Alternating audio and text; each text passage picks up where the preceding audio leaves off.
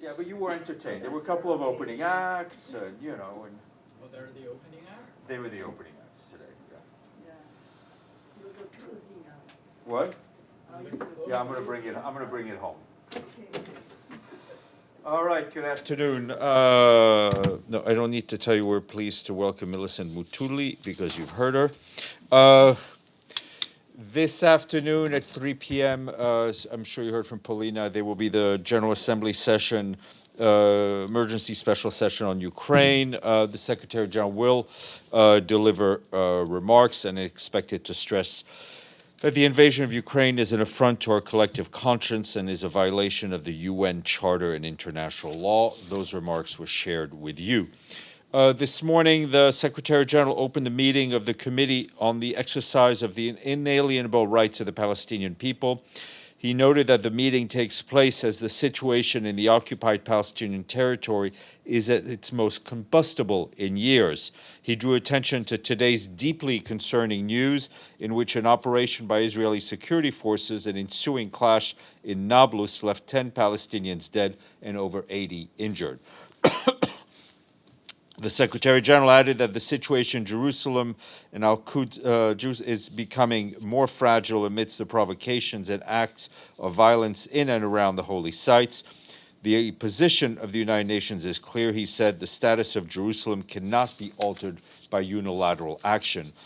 Mr. Guterres said that 2022 was the deadliest year for Palestinians since the UN's Humanitarian Office began systematically tracking fatalities in 2005. 2 months into the new year, the violence rages on without reprieve. Our immediate priority, he said, must be to prevent further escalation, reduce tension, and restore calm. Turning to our relief efforts for the earthquake in Syria, a UN humanitarian mission took place today in northwest Syria to Idlib Governorate. The delegation visited a displacement camp and a reception center in Harims, Salkim, and Mahrat Misrin. Medical supplies were distributed in 3 hospitals. The UN team also met with representatives of civil society. Today, 17 trucks crossed Bab al-Hawa and Bab al-Salam carrying aid provided by UNHCR, the World Food Program, the World Health Organization. A total of 282 trucks have passed through 3 border crossings since February 9th.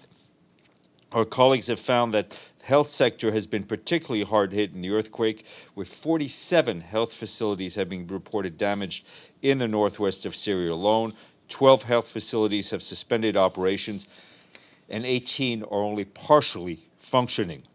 Meanwhile, in Türkiye, the UN's disaster and assessment coordination teams remain active in Malatya, Kahramanmaraş, Adıyaman, and Gaziantep and Hatay. As of today, 15 international urban search and rescue teams from 13 countries are remaining in Türkiye, and that's according to the Turkish authorities. We are coordinating rapid needs assessment with shelter, food, health, water, and sanitation remaining our top priority. UN agencies continue to support the government-led response and deliver critical supplies, including food, blankets, tents, hygiene kits, medical supplies, and kitchen items to people impacted by the earthquake. Also, the Deputy Special Envoy for Syria, Najat Roshdi, convened the International Syria Support Group Humanitarian Task Force in Geneva today. At the outset of the meeting, Geir Pedersen briefed the task force members on his recent visits to the region in the aftermath of the quake. Ms. Roshdi reiterated there must not be a politicization of response or of aid. She stressed that the parties with influence must work to ensure that humanitarian assistance can travel through all areas. Travel note, the Deputy Secretary General Amina Mohammed will leave New York to travel to Stockholm and Uppsala in Sweden, where she will meet with senior government officials and other partners. She will also deliver the annual Dag Hammarskjöld Lecture. On Monday, February 27th, she will travel to Niamey in Niger until 2nd of March to attend the 9th session of the African Regional Forum on Sustainable Development. She will meet there with UN resident coordinators in Africa and senior regional UN officials. She'll be back in New York on March 5. The Security Council this morning held a meeting under the theme Somalia, women, peace and security, a women, peace and security perspective. Briefing council members was the Deputy Special Representative of the Secretary General for the UN mission in Somalia, Kiki Gebeho,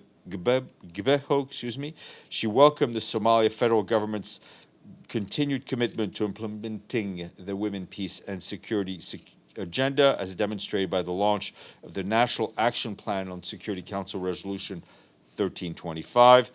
Ms. Gebeho said that al-Shabaab continues to pose a serious threat to peace and security in Somalia, adding that the 2022 was the deadliest year for civilians since 2017, with 60% increase in civilian casualties as compared to 2021. The Deputy Special Representative also noted that 5 consecutive rainy seasons, the current drought is unprecedented in severity in Somalia. She warned about the humanitarian needs that are continuously rising. Also briefing was the Executive Director of UN Women, Sima Bahous. She stressed that it is only when women are included in all areas of public life that we will have a chance at peace and ensuring that we support the rebuilding of a society that is resilient to future shocks. By doing so, she said, you will be amplifying the voices of Somalia fighting for these goals. Both remarks have been shared with you. You saw that yesterday we issued a statement in the evening in which the Secretary General strongly condemned the attack against a UN peacekeeping convoy in Bandiagara in Mali. The convoy drove over an improvised explosive device which killed 3 of our Senegalese peacekeeping colleagues and severely injured 5 others. The Secretary General recalls that attacks targeting UN peacekeepers may constitute war crimes under international law. That full statement was shared with you. Just a quick update on the status of the wounded. 4 of the 5 Senegalese peacekeepers who were severely wounded in yesterday's attack in Bandiagara have been evacuated to Dakar for medical reasons, while 1 has remained back in Mali in Mopti and is listed in stable condition, and we wish all of them a speedy recovery. Quick update on Cyclone Freddy, which hit eastern coast of Madagascar yesterday.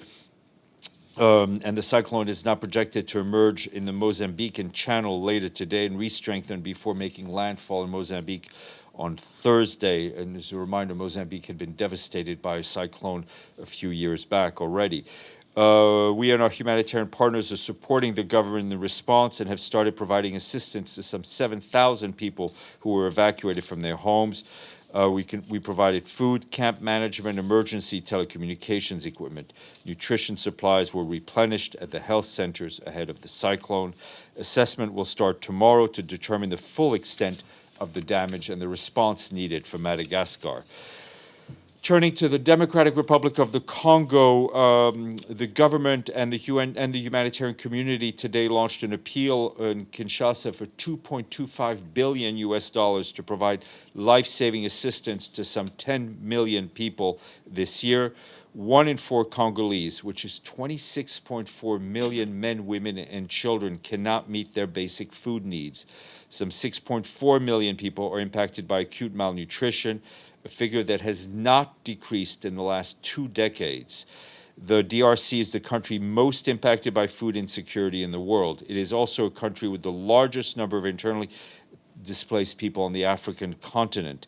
Years of violence and insecurity have driven 5.7 million people from their homes. In recent months, there have been a worrying spike in violence in the eastern provinces of Ituri and North Kivu, as we've been telling you. Last year's humanitarian response plan, which called for $1.9 billion, was only 48% funded. We call on the international community to be very generous with this appeal and all our humanitarian appeals.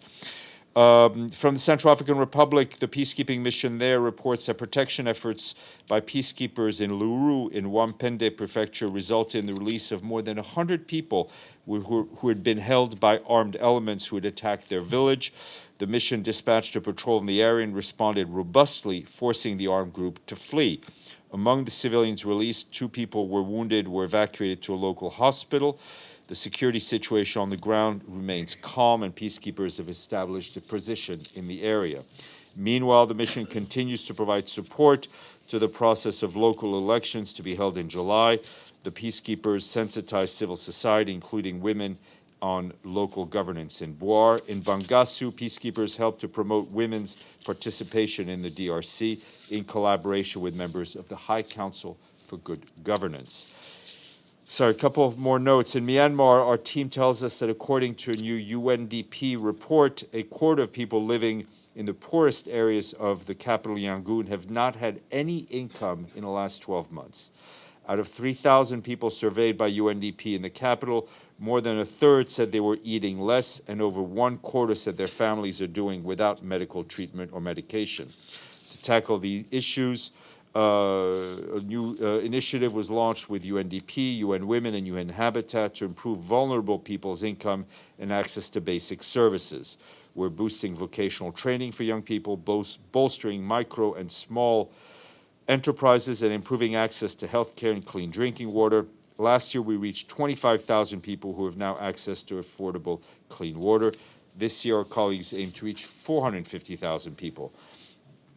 And another note from the UND Development Program. Today, they said that debt savings of up to $148 billion could be unlocked by the SDG stimulus plan. In a new policy brief, UNDP identifies 52 low and middle-income developing economies either in debt or distress or at risk of debt distress, accounting for more than 40% of the world's poorest people. It outlines the steps needed to reverse the current debt crisis and shows the potentially transformative impact of dealing with debt and expanding access to lower cost and long-term maturity funding, two of the focus areas outlined in the SG's stimulus plan released last week. More online. Tomorrow at 1 p.m., there will be a briefing by Josep Borrell, the European Union's High Representative for Foreign Affairs and Security Policy. He will speak to following his annual briefing to the Security Council on the European Union-UN cooperations in the field of peace and security. 5 p.m., there will be a press briefing by Catherine Colonna, the Minister for Europe and Foreign Affairs of France. And we end on a pleasant note from the Balkans. We say thank you to our friends in Sarajevo and Ljubljana for their full payments to the regular budget. Bosnia-Herzegovina and Slovenia paid, taking us up to 56. Celia, and then Edie, and then Deji.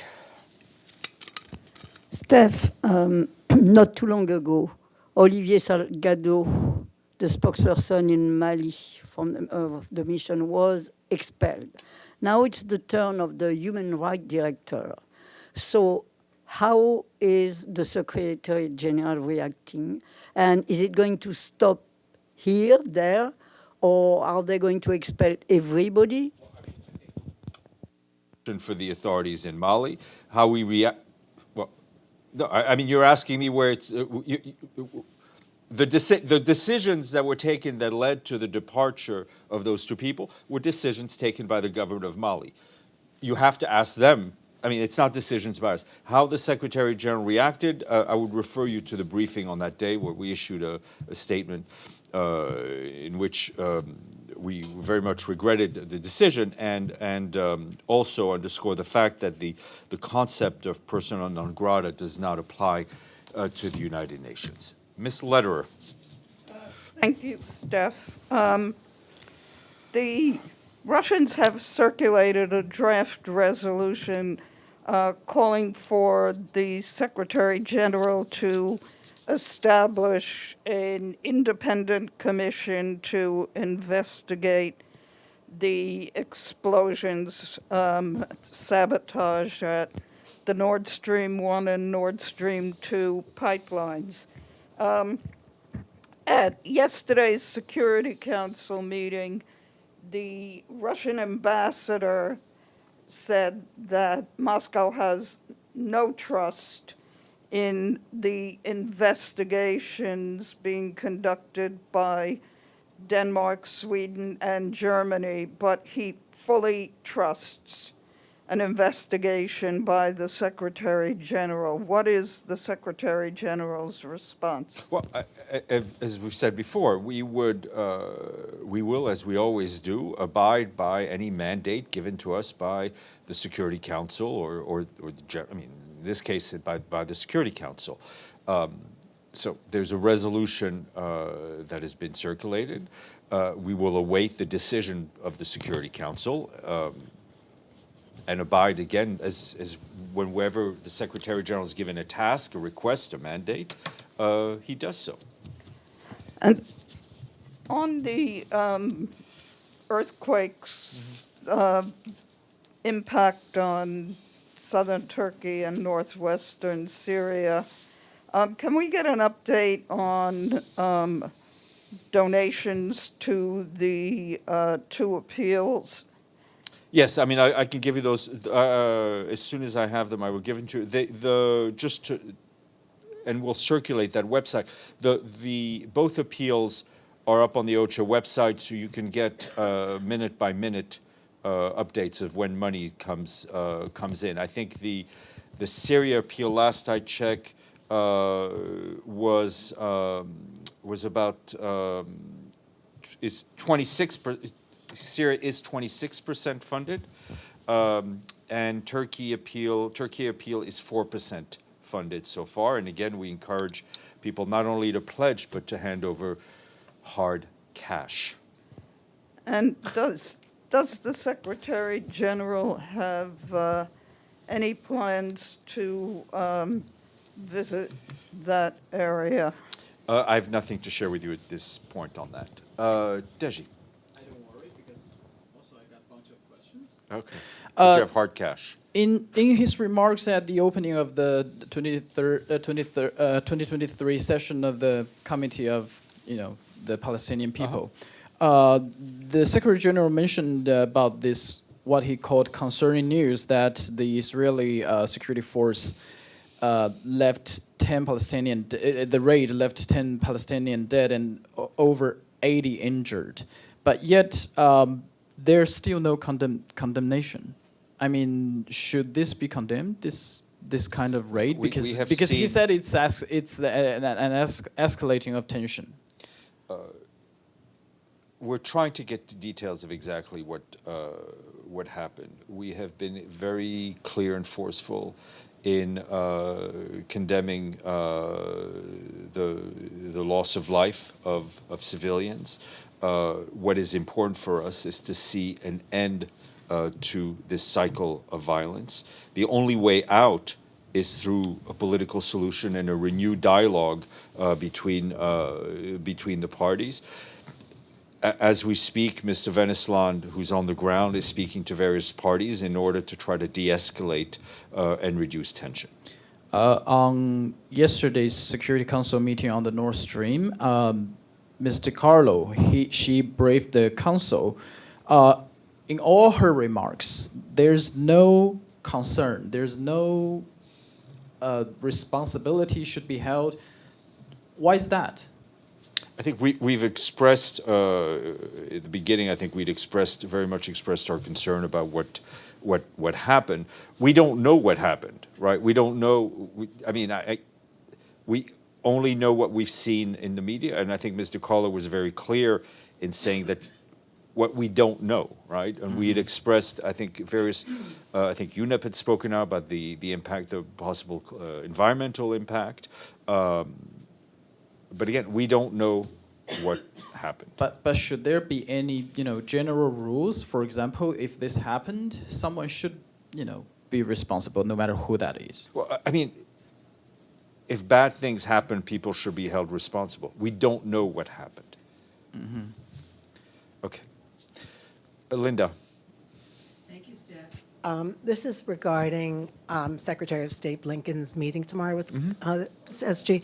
I was just wondering who initiated that? Was that I think Blinken or the Secretary of State's office asked for the meeting. We have a number of senior officials, ministers, deputy ministers who are in town for the various meetings that are taking place. It is customary for them to, when they come to New York, if they want to see the Secretary General, that they see him.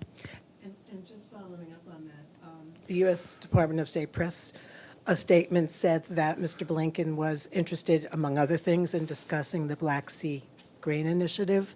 and in terms of sustaining it and expanding it. I was just wondering, going back to the Secretary General, have there been any new developments that he or his office have been working out to try to Well, move this that is a forward? constant effort by the Secretary General and his team on the Black Sea Grain Initiative to fully implement it, which includes the issue of ammonia. We've been working very hard to bring all this thing to reality, to make sure that the operations in Istanbul work well and to overcome obstacles. I mean, let's not forget, this is a project that brings together around the same table two parties that are in conflict, in open conflict. So it's a challenge, but I think the impact of the Black Sea Grain Initiative has been notable, especially on the impact of the price, the global price of grain on the market.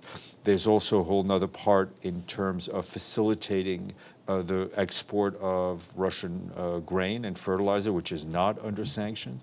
Ms. Rebecca Greenspan is leading that portfolio, and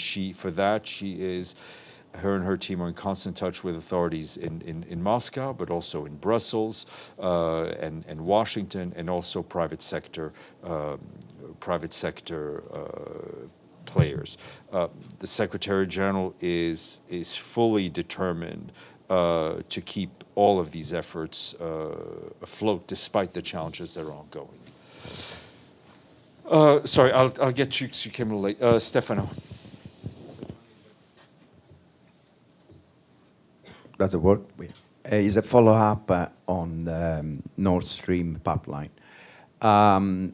Yesterday, after the meeting of the Security Council, I asked Ambassador Nebenzia what did he think, what he thought about De Carlo speech. He answered, when the UN wants, can do things fast, and he was kind of looked like implying that there was some stalling, and they of course he repeated that he doesn't trust the way Sweden, Denmark, and Germany are conducting the investigation.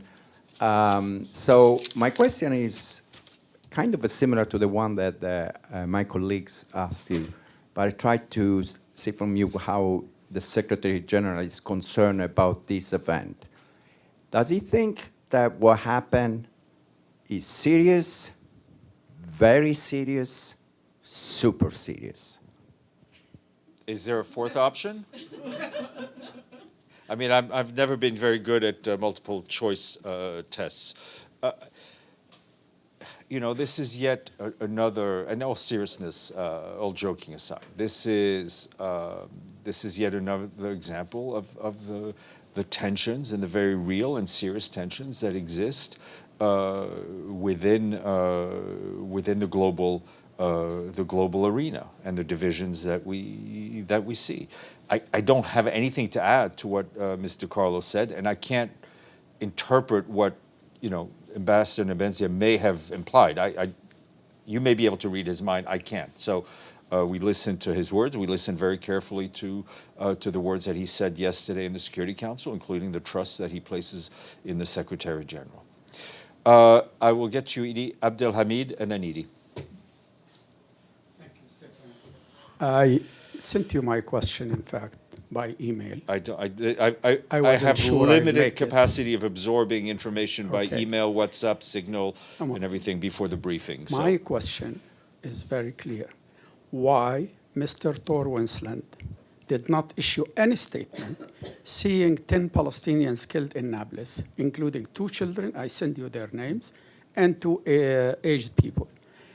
Wounding 105, including 7 of them at least in critical condition, storming a building with missiles under the pretext of arresting an activist. All this, no word from Torwensland. How could he explain? I think How could any human being be silent in front of this? I think Mr. Van Island is currently working and in touch with all the various parties. The Secretary General referred to what happened in Nablus today and also underscored that last year was the deadliest year for Palestinian civilians since we started keeping tracks of fatalities. What we want to see is an end to the bloodshed, which, as usual, impacts civilians more than anyone else. But my question, why he didn't issue a statement? That's my question. I've answered you to the best of my ability, Abdelhamid. Edith. Thank you, Steph. A follow-up on the Black Sea Grain Initiative. I understand that there is a very large backlog of ships. Can we get an update on the status of ships and inspections, and also on the Russian fertilizer shipments? What's happened to that second ship with fertilizer for a developing country that's already in, I'm not sure where, in the Baltic, somewhere, Latvia? Yeah, Latvia. So there are intense discussions going on regarding the ship in Latvia. As soon as we have good news to share, we will do so.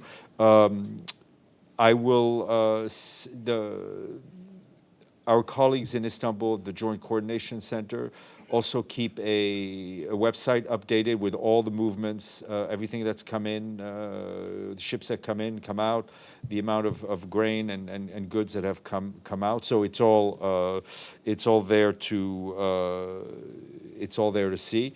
As I said, there are hiccups. We're continuously engaging with the parties in real time. You know, you have in Istanbul, there's a conference room, and you've got Russian officials and Ukrainian officials, and with Türkiye and the UN trying to work out all of these issues that come up in real time to keep this initiative going.